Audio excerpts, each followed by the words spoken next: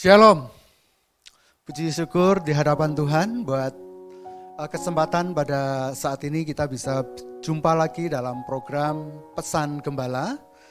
Dan pada kesempatan ini saya dipercaya oleh Bapak Gembala untuk menyampaikan sebuah renungan singkat ya, tentang firman Tuhan, dan saya akan mengambil tema tentang bahasa Tuhan.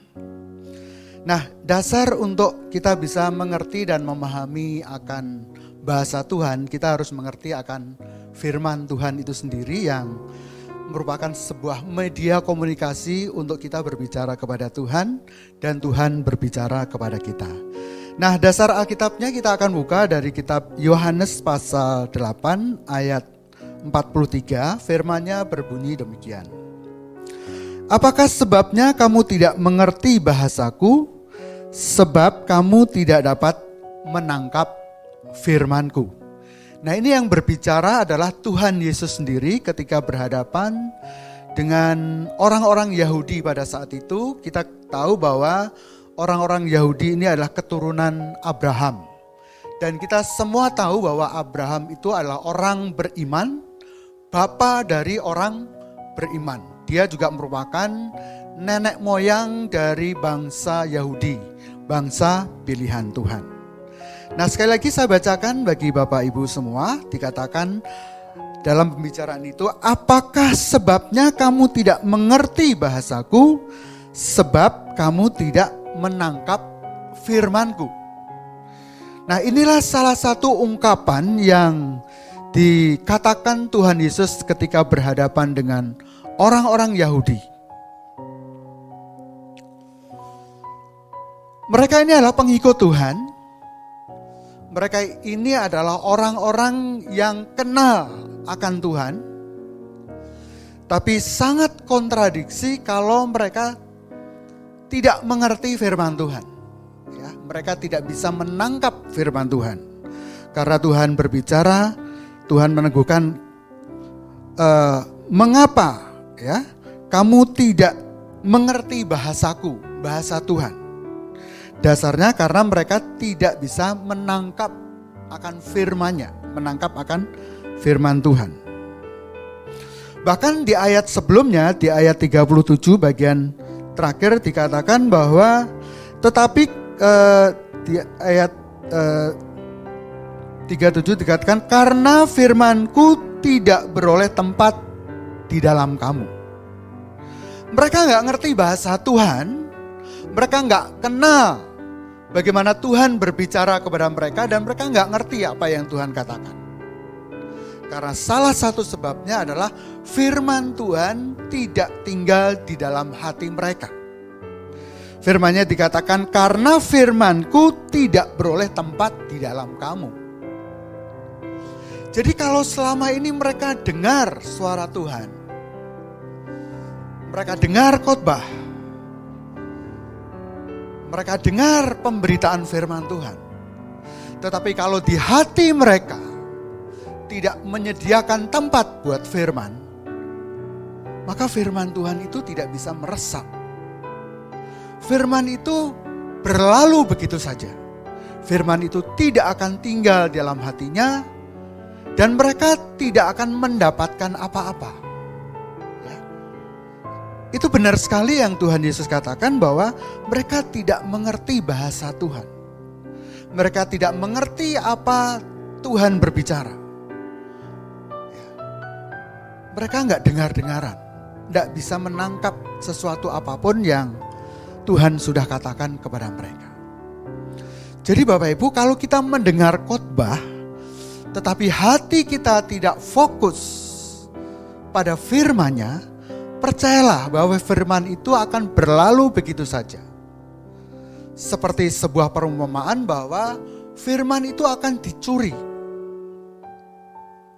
Firman itu akan dicuri dari kita. Artinya firman itu akan hilang. Dan apa yang ditaburkan itu langsung hilang.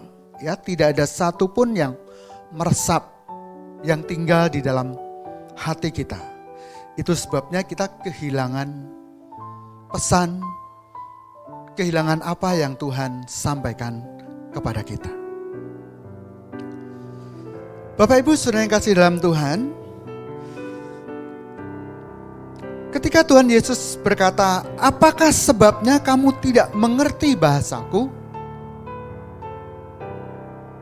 Ini berarti Tuhan Yesus memberikan suatu penekanan. Kenapa engkau nggak mengerti akan firman-Ku? Kenapa engkau nggak ngerti aku sudah bicara kepadamu? Tapi kenapa engkau nggak ngerti juga?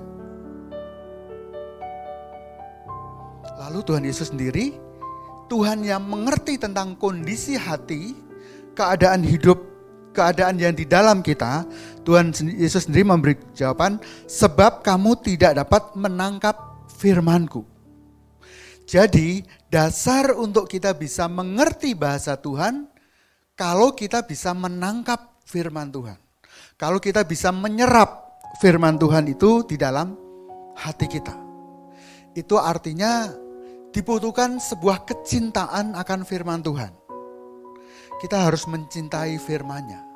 Supaya kita bisa menangkap firman Tuhan seperti ungkapan Raja Daud yang berkata bahwa firman-Mu adalah pelita bagi kakiku dan terang bagi jalanku. Ya, tertulis di dalam Mazmur 119 ya.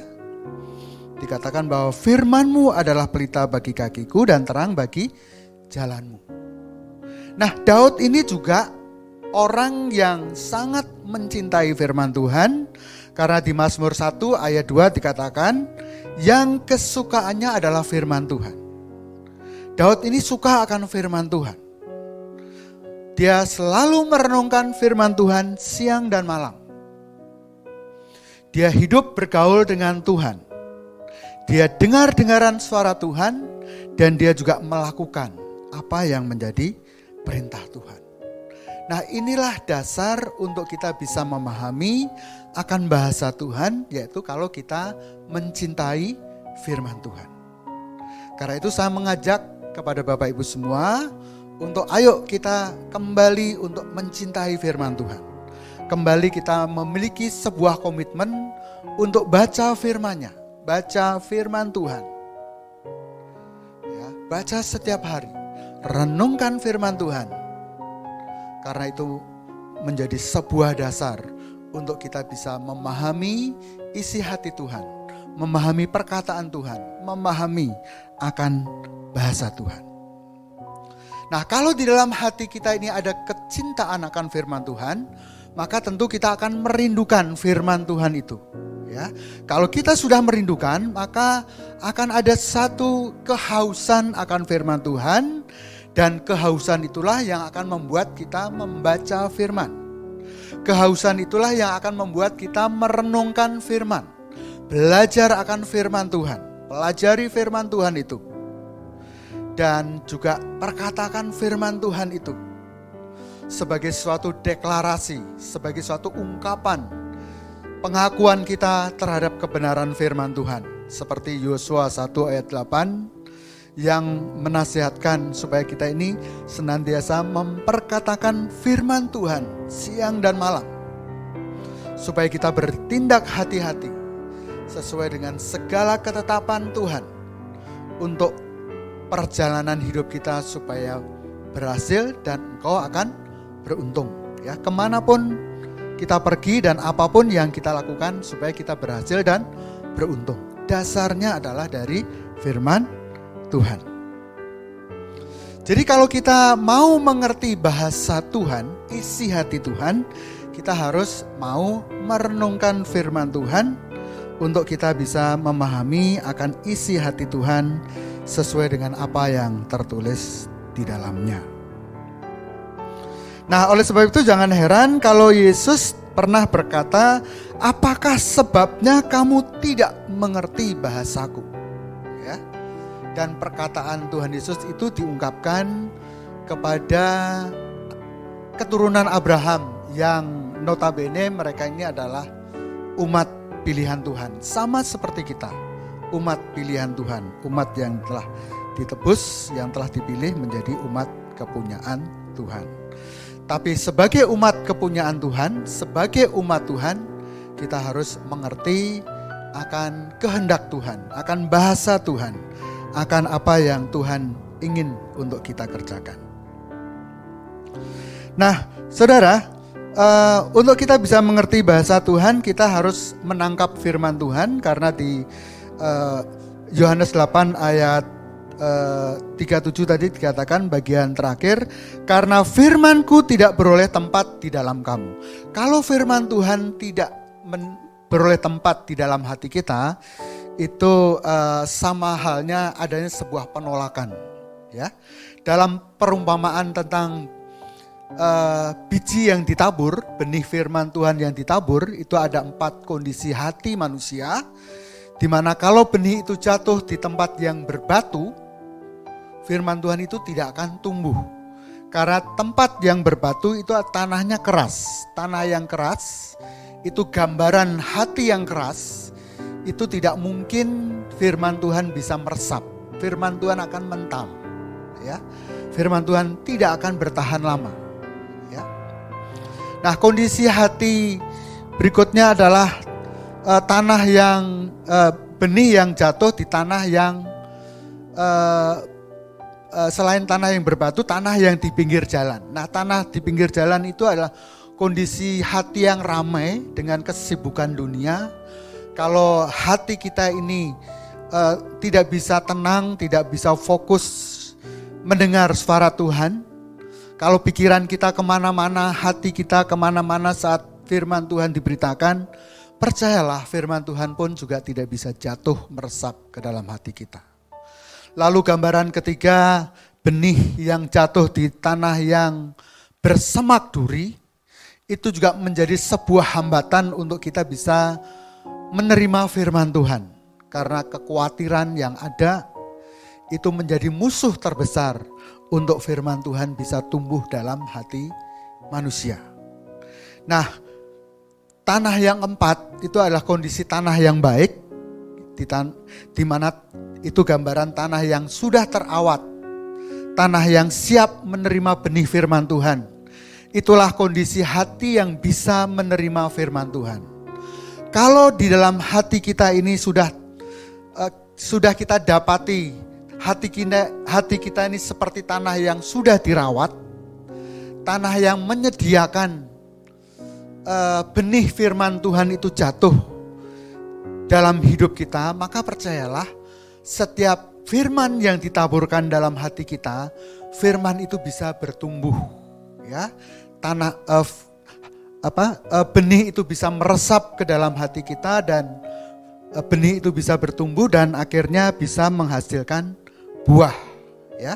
Nah, itulah kondisi hati yang baik, yaitu seperti tanah yang gembur, tanah yang subur, yang siap untuk terima taburan benih firman, ya. Itu artinya kita bisa memahami dan mengerti akan bahasa Tuhan. Nah, bahasa Tuhan itu adalah bahasa kasih, ya. Bahasa kasih itu seperti apa? Dalam firman Tuhan itu dicontohkan, kalau engkau ditampar pipi kirimu, maka di situ dijelaskan bahwa berikan juga pipi kananmu, ya. Artinya kita tidak perlu membalas apa yang dilakukan oleh orang lain ketika dia menyakiti kita. Begitu juga ketika kita dijahati, diperlakukan tidak adil oleh orang-orang, maka kita pun juga tidak perlu membalas kejahatan mereka. Jangan balas kejahatan dengan kejahatan. Justru pesan Tuhan katakan supaya kita berdoa buat mereka. Bahkan nasihatnya juga berkata, kasihilah musuhmu. Itulah bahasa Tuhan. Beda dengan bahasa manusia. Kalau dalam bahasa manusia ketika kita disakiti, kita pasti akan membalas, menyakiti juga. Ya, kalau kita dipukul, biasanya kita juga akan membalas dengan memukul. Kalau kita dijahati, kita juga akan membalas dengan kejahatan. Ya, kejahatan dibalas dengan kejahatan. Tapi bahasa Tuhan berbeda dengan bahasa manusia. Bahasa Tuhan menyatakan kalau engkau disakiti maka jangan membalas dengan menyakiti. Kalau engkau ditampar pipi kirimu, berikan juga pipi kananmu. Ya, lebih lanjut, bahasa Tuhan itu mengajarkan supaya kasihilah musuhmu. Bagaimana mungkin kita bisa mengasihi musuh? Itulah bahasa Tuhan. Nah, bahasa Tuhan itu juga merupakan sebuah ungkapan kasih yang berbeda. Nah, ketika suatu saat ada laporan bahwa Lazarus sedang sakit. Ya. Di Yohanes 11 ayat 4 dan 6 itu ada suatu kisah bahwa murid-muridnya melaporkan bahwa saat itu saudaranya Maria dan Marta sedang sakit. Yang sakit itu Lazarus. Tapi Tuhan Yesus mengatakan bahwa penyakit itu tidak akan membuat kematian. Tapi kalau Bapak Ibu baca di dalam Yohanes 11 ya, ayat 4 sampai seterusnya, nanti didapati bahwa kenyataannya akhirnya Lazarus meninggal pada kisah itu. Lalu yang salah di mana? Apakah Yesus salah? Yang salah adalah bahwa ungkapan yang disampaikan Yesus itu, Yesus melihat sesuatu di akhir. Memang faktanya Lazarus meninggal. Tapi bedanya Yesus melihat di akhir, ya. Justru di akhirnya ada kemuliaan Tuhan yang dinyatakan melalui peristiwa kematian Lazarus, ya. Dari kisah kematian Lazarus itu akhirnya Yesus membangkitkan, ya. Yesus membangkitkan orang mati itu, orang yang sudah dikubur, Tuhan bangkitkan. Dan disitulah nama Tuhan dimuliakan. Ya, kemuliaan Tuhan dinyatakan melalui peristiwa dari kematian Lazarus. Bahkan pada saat itu ketika Yesus juga ikut menangis. Pada saat Lazarus mati, banyak orang mengira bahwa Yesus ikut bela sungkawa, ikut sedih bersama dengan Marta dan Maria. Tetapi kalau kita perhatikan bahwa yang Yesus tangisi sebenarnya bukan karena Lazarus mati, tetapi karena ketidakpercayaan orang-orang pada saat itu. Nah, kalau saat ini Bapak Ibu dan saya didapati kita ini tidak percaya dengan firman Tuhan, itu bisa membuat Yesus menangis. Hati Yesus menjadi maskul. Ya, kata maskul itu adalah suatu kesedihan yang mendalam di dalam hatinya. Yesus sangat sedih ketika melihat ketidakpercayaan mereka. Dan hari ini Yesus juga akan sedih kalau didapati hati Bapak Ibu dan hati saya menjadi tidak percaya akan firman-Nya. Kalau kita tidak percaya akan firman-Nya, itu bisa menjadikan hati Yesus menjadi maskul. Hati Yesus menjadi sedih. Kalau hari ini kita tidak percaya akan firman-Nya.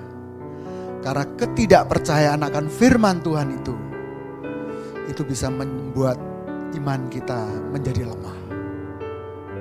Karena itu Bapak Ibu Saudara yang kasih dalam Tuhan, mari kita mengerti bahasa Tuhan. Tuhan bisa melihat di akhir dari segala peristiwa yang terjadi, ya. Jadi Tuhan tidak melihat hari ini apa yang terlihat sekilas, tapi Dia bisa melihat akhir dari segala peristiwa yang terjadi.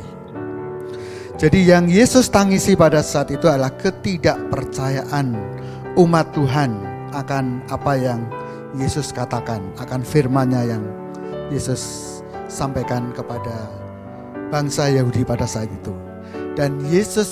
Dan yang Yesus akan tangisi dari kita adalah ketika kita tidak percaya lagi akan firman-Nya, ketika kita tidak bersahabat dengan gerejanya, itu juga bisa membuat hati Yesus maskul, hati Yesus menjadi sedih.